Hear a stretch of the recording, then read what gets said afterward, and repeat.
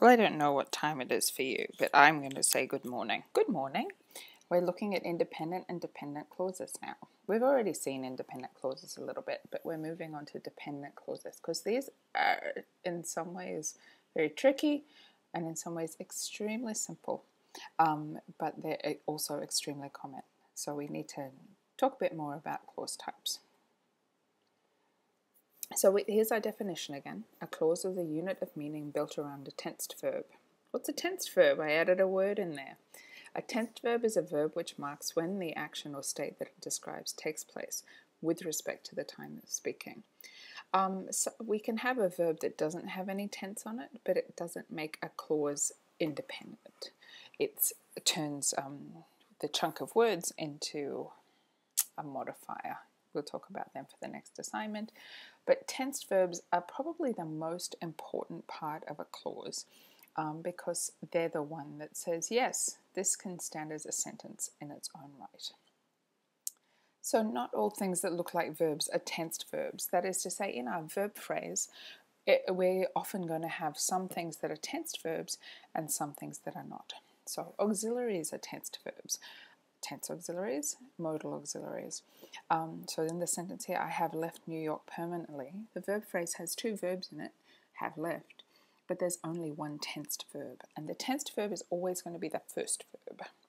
And it will be the auxiliary. We also know that auxiliaries are always going to be the first verb. Sometimes, however, we've only got one verb in a verb phrase. In the sentence, I left New York last Tuesday. That left there is in a simple past tense. The action happened punctually, it happened in the past. And so it's got this form that looks like the same as the sentence above, but here that verb has tense, basically because nothing else does. So that's the main verb and the tensed verb in one. It gives us the kind of thing that happened, and it also tells us when it happened. In the sentence above, have tells us when it happened, left tells us what kind of thing happened. So we've separated them in the first sentence, they're sort of smushed together in the second sentence. So I've marked the tensed verbs in the following sentences. You can pause the videos and take a look at them. There's different kinds of tensed verbs here. Modal auxiliary, like in the first sentence, a has auxiliary, an is auxiliary, and you notice the form of the verb, the form of the main verb changes in the first three sentences. And then in the last sentence, we have the tensed verb as the main verb, or the main verb as the tensed verb. So pause if you like to take a good look. So what are the other verby things? Well, they're the main verb. And we're going to call them the main verb because they're the ones that give the what we'd call the lexical information. Again, the thing that tells you what kind of action or state we're talking about. So we see again separated tensed verbs, combined tense verb, main verb. So back to clauses. All that stuff about tense clauses, tense verbs is very important in identifying a thing that is a clause. We saw that every sentence is composed of at least one independent clause, but a world full of only independent clause-sized sentences is a dull one. And we see that in the sentence I've written below. It sounds like a robot. So we can make this more spicy. It's a grammar class. I have to use words like that to keep it interesting. Jane Fonda wears lycra because she makes exercise videos. She is very flexible, but she does not wear lycra all the time. So I've told a little story with the same basic parts as that sentence on the previous slide, but I've combined them in different ways. So I've used two different kinds of words to join the clauses. We've seen one of them before. We've seen but before. That's called a coordinating conjunction. I've also used because, and that's a subordinating conjunction. And if you look up those words, I suggest you do. What does it mean to coordinate? What does it mean to subordinate? That co means together, that sub means under, and that tells you about the relationship between the two clauses. Look them up, have a think about these words, because if you can understand what coordinate means, what subordinate means, relating them to independent and dependent clauses is going to be much easier. So there are 7 coordinating conjunctions in English, for and, nor, but, or, yet, so. They have an acronym, fanboys. You may have seen this before. That's how you can remember them. Coordinating conjunctions can join any two things of the same category or function together. So two nouns, two clauses, two verbs, Jim and Bill. They can be joined by a coordinating conjunction because they're the same category. My dog and my cat, they can be joined together because they're both the same kind of thing. They're both noun phrases. For our purposes, we'll focus on when they join verb phrases and clauses, but when the assignment is to have you look at songs because they've got simple clause structure, and you'll see a lot of things that are not clauses or not verb phrases, but that look the same. They have the same structure, and they can be joined together with coordinating conjunctions. So clearly, some of our coordinating conjunctions are more common than others. Subordinating conjunctions are a much bigger set. They're words such as when, while, if, since, although, because, whether, whereas, until. There's lots more. I made a list, not a comprehensive list, but a pretty big list in your textbook. So you can always identify a subordinating conjunction or a dependent clause by just looking at the word at the beginning and saying, hey, is that on my subordinating conjunction list? You can find it in a good dictionary.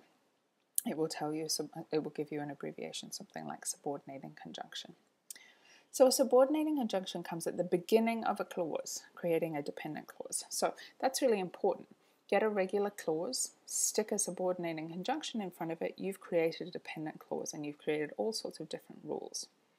They're also never followed by a comma. This is something we're going to focus on mostly in assignment number 3. That's our punctuation assignment, but I want to get in early with those. So without the subordinating conjunction, the clause would be independent. See, here we have two independent clauses. She is very flexible but does not wear lycra all the time. We can tell they're independent because they're joined together with a coordinating conjunction. And if we took away that but and replaced it with a she or added a she, we'd have two completely separate sentences. But even with the but, we create two independent clauses, and the missing she is no big deal. In our brains, we replace it. What about this second sentence? This was in the little story I told before. Jane Fonda wears lycra because she makes exercise videos. Only the first clause is an independent clause. That is, if I chop them up at the subordinating conjunction, I can say Jane Fonda wears lycra, and you'll say, okay, fine.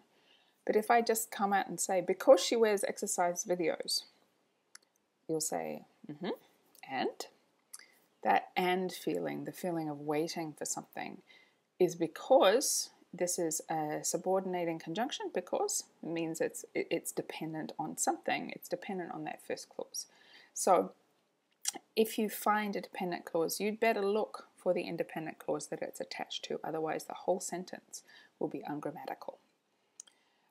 So identifying dependent clauses is all about identifying subordinating conjunctions. You've got to be able to figure out what kind of word you're looking at.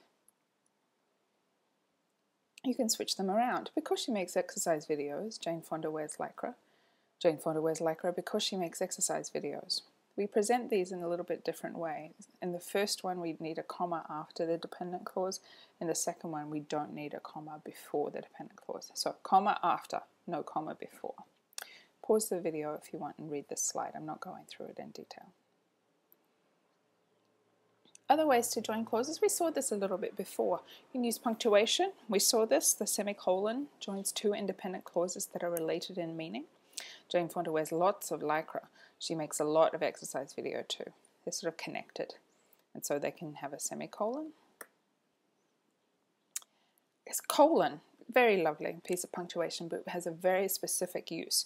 Again, between two independent clauses, must be independent clauses, and the second clause has to illustrate the first clause. So Jane Fonda has to wear flexible fabrics. She prefers lycra, but goes for cotton too. So you see the first clause, the Jane Fonda clause, establishes a claim.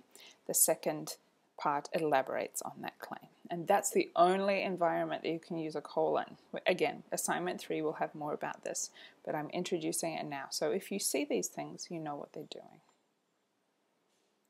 And finally, And I'm adding this just so when you're looking at texts, you're not thrown for a loop. There's another set of words that join clauses together. They're called coordinating adverbs. They're not as intimately connected with the structure of the sentence as the coordinating conjunctions, subordinating conjunctions.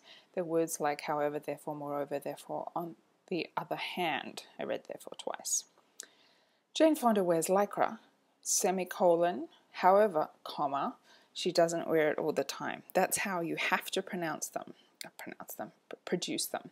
If the however's at the beginning of the clause, which it can be, the beginning of a sentence rather, you don't need the semicolon. So however can occur after a semicolon or a period. It always must be followed by a comma. Okay, so that's if you see them. Yeah. Okay, so here's the list of how to identify independent and dependent clauses. Again, you might want to pause, take some notes here. You look, first of all, look for a tensed verb. Secondly, look for a conjunction if it's present. If you find a conjunction, you're like, oh yes, I know exactly what I'm looking at. Same if you find a coordinating adverb. You know what kind of clause you're looking at if the coordinating adverb is attached to the clause. If you see semicolon or colon, the clauses will be independent. Brilliant. So take notes about these. These things are important. Okay, that was quick, I know. You might want to watch it again. But most importantly, reread chapter 2 of the textbook. It's all about putting clauses together. There's also a quiz, dependent and independent clauses. And now, guess what? You're ready, when you've done all the quizzes, to have a go at your assignment. So there's 2 lectures about that as well for you to deal with. Okay?